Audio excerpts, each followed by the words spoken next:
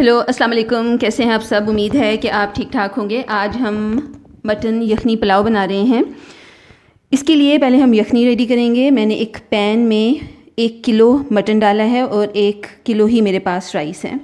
यखनी के लिए पहले मैंने कोरिएंडर सीड्स लिए हैं। धनिया ये 2 टेबलस्पून है, आप इतना डाल सकते हैं इसके अंदर क्योंकि इसका फ्लेवर माइल्ड होता है। दूसरा इंग्रेडिएंट जो मैंने लिया है वो सौंफ है, फेनल सीड्स। आप देख रहे हैं ये क्वांटिटी में कम है और इसकी वजह ये है कि इसका फ्लेवर बहुत ज़्यादा स्ट्रॉन्ग होता है। अगर आप इसको ज़्यादा डाल देंगे तो फिर आपके बाकी मसालों के जो जायके हैं, खुशबू है, वो दब जाएगी। तो ये 1 टेबलस्पून मैं डाल रही हूँ। अगर आपको सौंफ का फ्लेवर ज़्यादा पसंद है तो आप ज़्यादा डाल सकते हैं, लेकिन मेरी सजेशन यही है कि 1 टेबलस्पून ही डालिए, इससे ज़्यादा मत डालें। ज़ीरा लिया है, ये भी 1 टेबलस्पून है, ये भी इसके अंदर डाल दें। कड़ी पत्ते हमें चाहिए होंगे, 2 हैं, ये मैं डाल रही हूँ इसके अंदर। ये बड़ी इलायची है, 2 ली हैं मैंने, इनको भी मैं खोल के डाल दूँगी।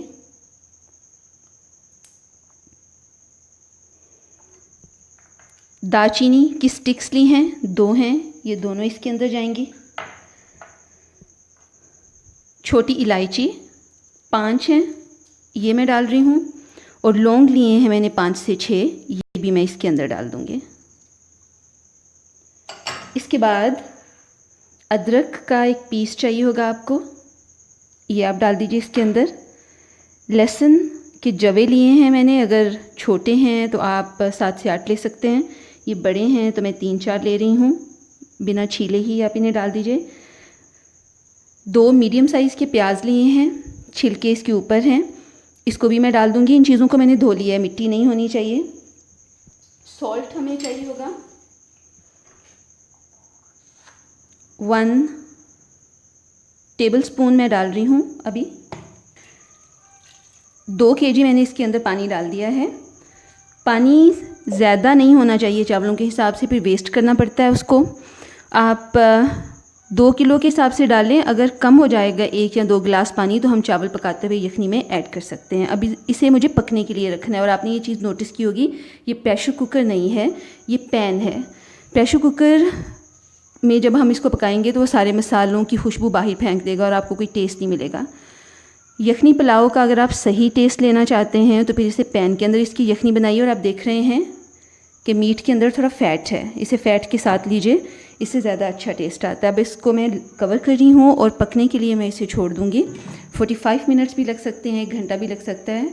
मीट को टेंडर होना चाहिए। मटन हमारा कुक हो गया है, आप देखिए ये अच्छे से कुक हो गया है, ये देखिए। और अब मैं इसको निकाल लूँगी। मीट को निकालना है और बाकी जो यखनी है उसे मैं स्ट्रेन कर लूँगी। इसके अंदर जो मसाले हैं उसे डिस्कार्ड कर देंगे और अब चूल्हे की तरफ चलते हैं। 1/2 कप ऑयल डाला है मैंने और इसके अंदर मैं प्याज डाल रही हूँ। ये 2 मीडियम साइज़ की प्याज हैं और इसको लाइट ब्राउन होने तक फ्राई करना है। तो प्याज को मैंने सुनहरा कर लिया है, बस इतना करना है, इससे ज़्यादा नहीं। अगर जल गया तो फिर आपका पुलाव जो है वो काला हो जाएगा। इसके अंदर मटन डाल दें,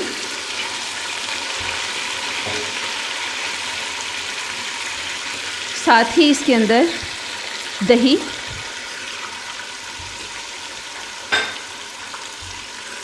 लहसुन और अदरक की पेस्ट,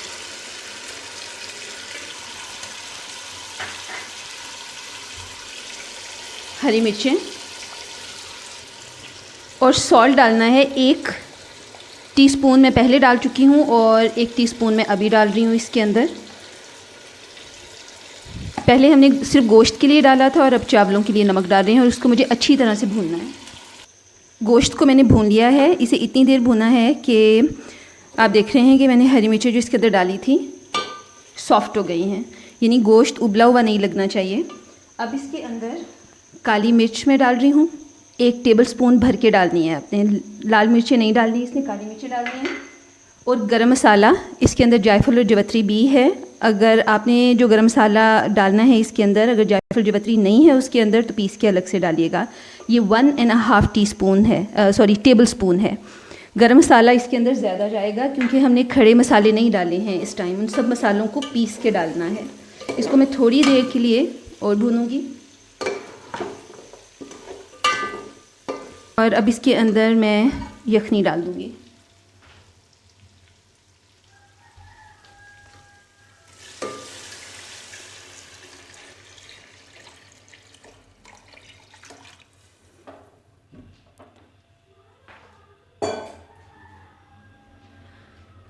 इसकी बॉईल आने का वेट करेंगे और फिर इसके अंदर राइस डाल देना है।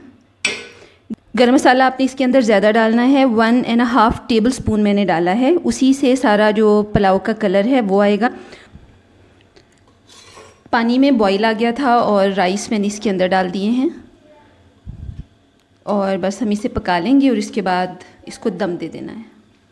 यखनी पुलाव हमारा रेडी हो गया है। इसे मैंने 10 मिनट के लिए दम दिया और ये रेडी है। इस रेसिपी को आप ट्राई करें और अगर आपको पसंद आती है तो मुझे कमेंट बॉक्स में बताएं। और अगर अभी तक आपने मेरे चैनल को सब्सक्राइब नहीं किया तो कर लें, क्योंकि मैं बहुत सी और रेसिपीज़ डाल रही हूँ अपने चैनल पे। वीडियो देखने के लिए बहुत शुक्रिया। अगली वीडियो में किसी और रेसिपी के साथ मिलेंगे। अपना ख्याल रखिएगा। अल्लाह हाफ़िज़।